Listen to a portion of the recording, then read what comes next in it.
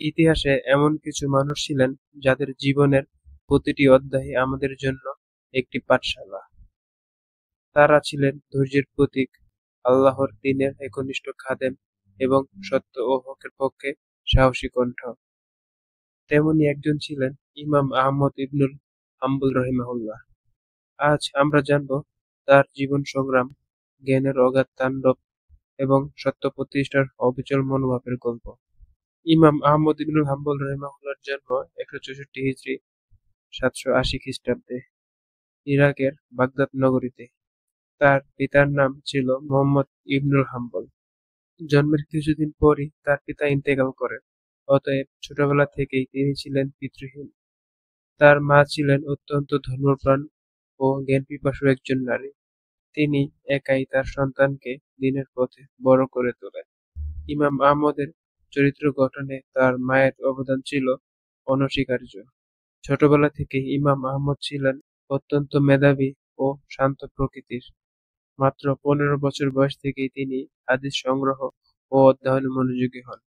প্রথমে তিনি বাগদাদের ইমাম আবু ইউসুফ, ইমাম শফি রহিমাহুল্লাহ প্রমুখের বড় বড় আলেমদের থেকে শিক্ষা গ্রহণ করেন। তার জ্ঞান অর্জনের তৃষ্ণা এতই প্রবল ছিল যে তিনি ইয়েমেনে, হিজাজ, কুফা, বাসরা, মক্কা ও মদিনা সফর করেন কেবলমাত্র একটি হাদিসের সনদ সংগ্রহের জন্য। তিনি নিজে বলেন, আমি এমনকি রুটি খেয়ে, কখনো উপবাস করে শুধু হাদিস সংগ্রহের জন্য বহু মাইল পায়ে হেঁটেছি। ইমাম আহমদ ছিলেন হাদিসের সমুদ্র। তিনি ১ লক্ষের বেশি হাদিস মুখস্থ করেছিলেন। তার লিখিত বিখ্যাত হাদিস সংকলন সুনানে আহমদ ইবনুল হাম্বল, যাতে প্রায় ৩০,০০০ হাদিস রয়েছে। এটি ইসলামী হাদিস সাহিত্যের অন্যতম শ্রেষ্ঠ গ্রন্থ হিসেবে স্বীকৃত। তিনি হাদিস সংগ্রহের শুধু সংখ্যাই নয়, বরং সনদের বিশুদ্ধতা, বর্ণনাকারীর চরিত্র ইত্যাদি বিষয়ে অতি সতর্ক ছিলেন। ইমাম আহমদ ছিলেন আত্মনির্ভরশীল একজন মানুষ। তিনি কখনো সরকার বা ধনীদের থেকে অর্থ গ্রহণ করেননি। নিজের জীবিকা নিজেই উপার্জন করতেন, কখনো কাগজে লেখালেখি করে, কখনো খুতবা দিয়ে, আবার কখনো কপি লেখার কাজ করে। তিনি বলতেন, যে হাত উপরের হয় সে হাত নিচের হাত থেকে উত্তম, অর্থাৎ দান করা ও গ্রহণ করার চেয়ে উত্তম। ইমাম আহমদের সবচেয়ে কঠিন ও গৌরবময় অধ্যায় হল ফিতনাতুল খালকুল কুরআন, অর্থাৎ কোরআন সৃষ্ট না, অসৃষ্ট।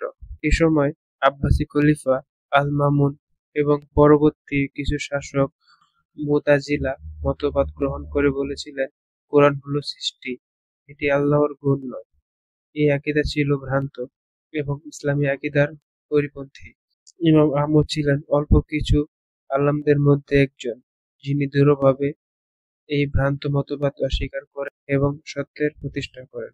ফলে তাকে গ্রেফতার করা হয়, শিকলে বাঁধা হয়, এমনকি দিনের পর দিন জেলখানায় রাখা হয়। তাকে শারীরিকভাবে নির্যাতন করা হয়, এমনকি চাবুক দিয়ে পিঠ ফাটিয়ে দেওয়া হয়। তবুও তিনি বলেন, আমি মৃত্যুবরণ করব, তবুও মিথ্যা বলবো না এবং দ্বীনের সত্য আকীদা লুকাবো না। এই পরীক্ষার পর ইমাম আহমদ হয়ে ওঠেন পুরো মুসলিম উম্মাহর শ্রদ্ধেয় পাত্র। মানুষ তাকে আলেমে রব্বানী, ইমামুল আহলুস সুন্নাহ বলে অভিহিত করতে থাকে। তিনি এমন একজন আলেম ছিলেন যাকে হাজার হাজার মানুষ হাদিস শোনানোর জন্য ভিড় করত। তার প্রতিটি কথা হতো পরবর্তী প্রজন্মের একটি নির্দেশন। ইমাম আহমদ ছিলেন অত্যন্ত ধার্মিক ও ইবাদত গুজার ব্যক্তি।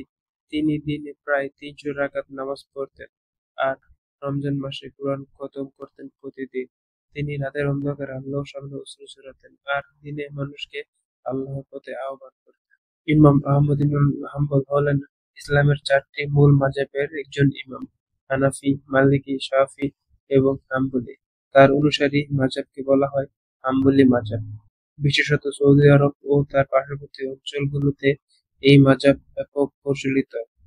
ইমাম আহমদ ইবনুল হাম্বল রহিমাহুল্লাহ ইন্তেকাল করেন ২৪১ হিজরিতে ৭৭ বছর বয়সে। তার জানাজায় প্রায় ৮ লক্ষ লোক অংশগ্রহণ করে, যা ছিল সে যুগের সবচেয়ে বড় জানাজা। তার ইন্তেকালের পরেও তার শিক্ষা ব্যবস্থা, হাদিস সংকলন এবং আকীদা প্রতিপালনের দৃষ্টান্ত বেঁচে থাকে আজও। ইমাম আহমদ ইবনুল হাম্বল ছিলেন এমন একজন আলেম যিনি দ্বীনের জন্য সবকিছু ত্যাগ করতে প্রস্তুত ছিলেন। তার জীবনে আছে ধৈর্য, সাহস, জ্ঞান ও তাকওয়ার এক অপূর্ব মিশেল। আসুন আমরা তার জীবন থেকে শিক্ষা নেই, সত্যের পক্ষে দাঁড়াই, ভুল আকীদা ও বিভ্রান্তির বিপক্ষে আওয়াজ তুলি এবং নিজেদের জীবন গড়ে তুলি একজন আল্লাহভীরু মুসলিম হিসেবে।